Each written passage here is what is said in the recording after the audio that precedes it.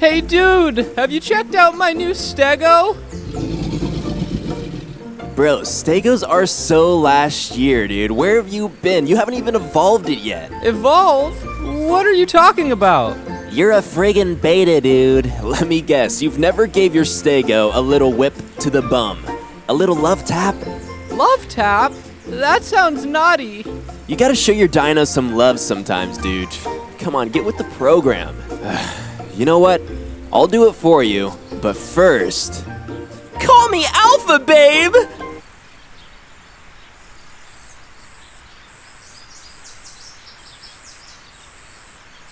Alpha? What do you mean? Babe, call me an Alpha! Okay. You're the Alpha, baby. Woo! Okay, thanks for that. All right, here it goes.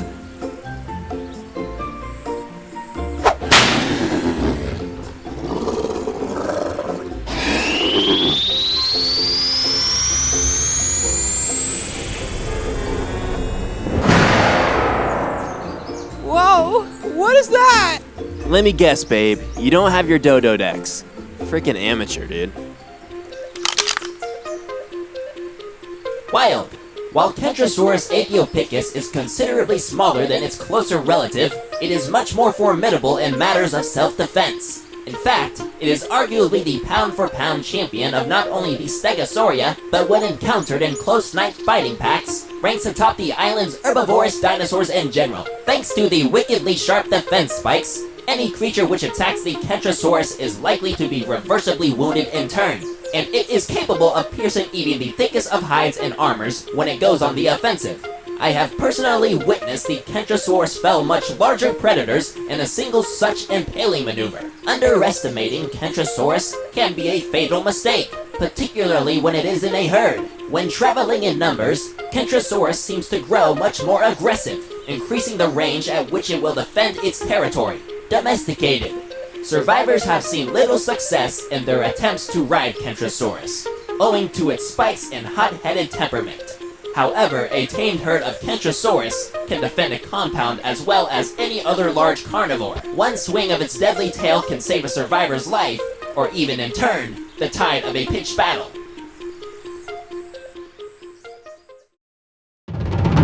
Yo, how's it going, lovely citizens of the Shaft? I am Naked Zombo, and in this video, we're gonna take an early access sneak preview at the locked and loaded cousin of the Stego, the Kentrosaurus. But first, let's get a word from our local paleontologist up from the depths. Let's see what he has to say. Kentrosaurus was a relative of the ever-popular Stegosaurus from Tanzania in Africa about 155 million years ago. At first glance, it does resemble its famous cousin, but there are some major noticeable differences. First off, Kentrosaurus was smaller than Stegosaurus, around 15 feet on average and around 1.5 tons in weight when full grown. The plates on Kentrosaurus stopped halfway along the length of its back, and what normally were plates on a majority of other species in the Stegosaur family were spikes that grew to a foot or more in length, as well as a spike atop each shoulder. Its tail was fairly more articulated, allowing full 180-degree motion. This is definitely an animal most predators wouldn't want to tackle,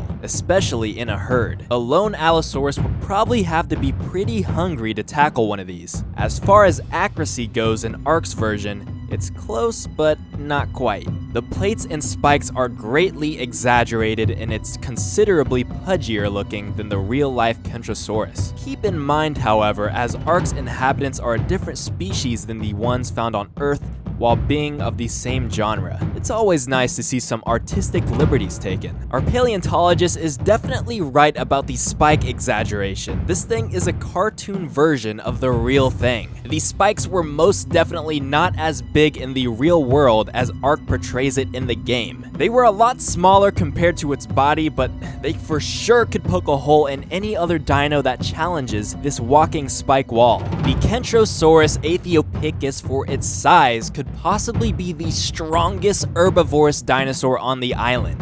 Its cousin, the Stego, is about 3 times the size of the Kentrosaurus, but from what I've been reading in the dossier, the Kentrosaurus can pack quite a punch. I mean, just take a look at the weaponry on this thing's back. These spikes are huge. The spikes on its back are just as big, maybe even bigger than its own body. Unfortunately, you are not able to take a ride on this beast. You will be able to tame it, but it will not be a rideable creature. I don't really see how you could anyway. Its back seems pretty occupied by all these pointy spikes. It'd be pretty hard to find a comfortable position on this thing. However, in this early access version of this dino, I am able to ride it, but I don't think this is the best spot to sit on, but you know, that's just me. Remember, this is an early access model of this dino, so they can be a bit buggy at times and could be missing a lot of features. For the Kentrosaurus, we don't have much. We don't have any attack animations, but we do have its appearance. The dossier mentions and shows something of an impaling maneuver, which will be the Kentrosaurus's unique ability.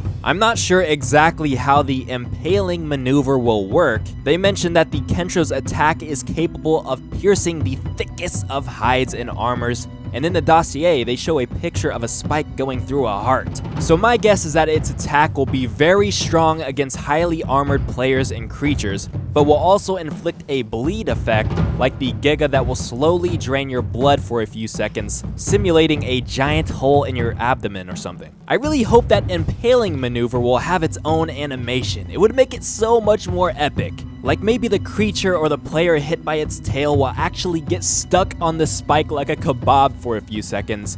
They show a picture of that happening in the dossier, but who knows if that will be a thing or not. Apparently, the Kentrosaurus will have that group multiplier effect when in groups, just like the Compy or Troodon. The dossier says Kentrosaurus seems to grow much more aggressive, increasing the range at which it will defend its territory. It really does sound like the Kentrosaurus is like a walking spike wall. You may be able to place them around to defend a certain area, and the more Kentros you have, the stronger they all are. And if they are as strong as the dossier makes them sound, then you will have one hell of a death trap. This could possibly be an effective counter move to defend from another tribe's group of Gigas. Tell us what you citizens think about the almighty Kentrosaurus in the comments below. Tell us your predictions, or just tell us what you had for lunch today. Just make a comment. And while you're at it, pound that frickin' like button, subscribe, and become a loyal citizen of the shaft. I am Naked Zombo, and I will see you in the next video.